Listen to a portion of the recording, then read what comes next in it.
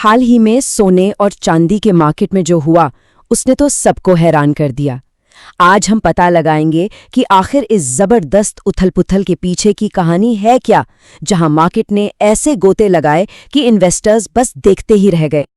सोचिए, अगर किसी का इन्वेस्टमेंट सिर्फ एक दिन में, जी हाँ, एक ही दिन में 11% बढ़ जाए तो ये कोई छोटी मोटी बात तो है नहीं, लेकिन हाँ, प्रेशियस मेटल्स के मार्केट में ये बिल्कुल सच हुआ है।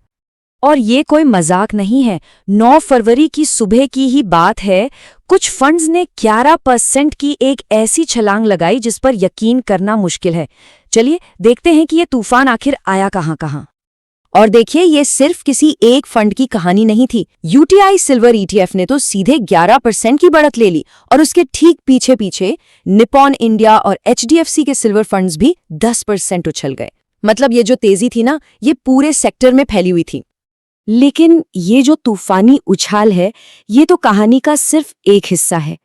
असली सवाल तो ये है कि मार्केट में आखिर ऐसी कौन सी गिरावट आई थी कि उसे इतनी जोरदार वापसी करनी पड़ी। मतलब ये किस गड्ढे से बाहर निकल रहा था। असल में ये जो शानदार उछाल था, ये एक बहुत बड़ी गिरावट के बाद की वापसी थी। जनवरी में जो रिकॉर्ड तोड़ बढ़त हुई थी, उसका एक बड़ा हिस्सा मार्केट पहले ही गंवा चुका था। और यहीं से हमें मार्केट की असली अस्थिरता, मतलब कि वॉलेटिलिटी का अंदाजा लगता है। तो चलिए अब जरा इस कहानी की परतें खोलते हैं।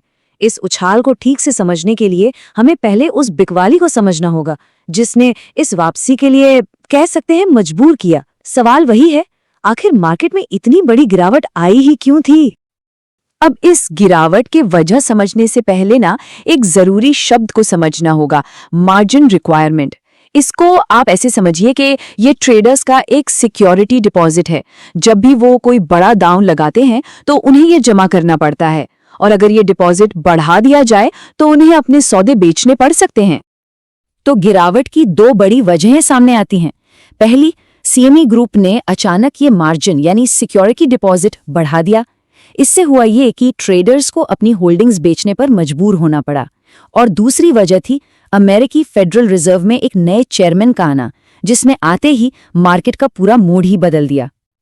अब सवाल यह है कि ये दोनों बातें जुड़ी कैसे हैं। देखिए, मार्केट में हॉकिश का मतलब होता है एक ऐसा लीडर जो महंगाई को काबू में करने के लिए ब्याज दरें बढ़ाने से बिल्कुल नहीं हिचकिचाएगा।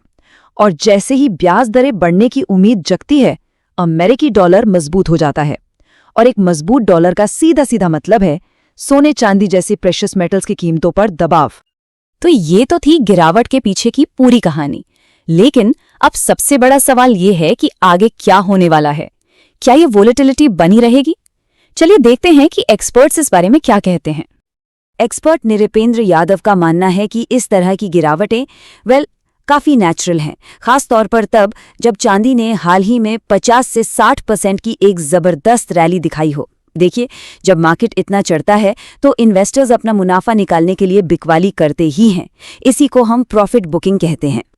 लेकिन इस छोटी मोटी वोलेटिलिटी के बावजूद चांदी का भविष्य काफी मजबूत नजर आता है। निरपेंद्र यादव के मुताबिक इसकी इंडस्ट्रियल डिमांड लगातार बढ़ रही है, सप्लाई लिमिटेड है, और दुनिया भर में जो इसकी कमी है वो कीमतों को एक मजबूत सहारा दे रही है। तो अब हम एक ऐसे मोड़ पर आ खड़े हुए हैं, एक दोराहे पर। भविष्य जो है वो एक रस्साकशी के खेल जैसा लग रहा है, जहां कुछ ताकतें कीमतों को ऊपर की तरफ खींच रही हैं तो कुछ उन्हें नीचे दबाने में लगी हैं। मार्केट सचमुच एक रस्साकशी के बीच फंसा हुआ है। रॉस मैक्सवेल के एनालिसिस को देखें तो एक तरफ है महंगाई और जियोपॉलिटिकल टेंशन जैसी चिंताएं जो सोने चांदी की डिमांड बढ़ाती हैं, लेकिन वहीं दूसरी तरफ अगर दुनिया भर में ट्रेड रिलेशन सुधरते हैं तो इन्वेस्टर्स ज्यादा रिस्क लेने को तैयार हो जाते हैं, और ऐसे में इन सेफ इन्वेस्टमेंट्स की चमक थोड़ी फीकी पड़ सकती है। और आखिर में रॉस मैक्सवेल का सबसे जरूरी पॉइंट वो ये कि सोना कोई शॉर्ट टर्म का सौदा नहीं है, ये एक स्ट्रेटेजिक हेज है। इसका मतलब क्या हुआ? इसका मतलब ये कि इसे फटाफट मुनाफा कमाने के लिए नहीं, बल्कि मुश्किल वक्त में अपने पोर्टफोलियो को बचाने के लिए रखा जाता है। ये समझिए कि ये लंबी अवधि की सुरक्षा का एक कवच है। तो ये सब कुछ हमें एक बहुत बड़े सवाल पर लाकर छोड़ देता है। क्या सोना और चांदी आज भी एक सेफ हेवन, एक सुरक्षित ठिकाना है, या फिर वो मार्केट की नई वॉलेटिलिटी का चेहरा बन गए हैं? शायद इसका जवाब इन दोनों के बीच ही कहीं छिपा है।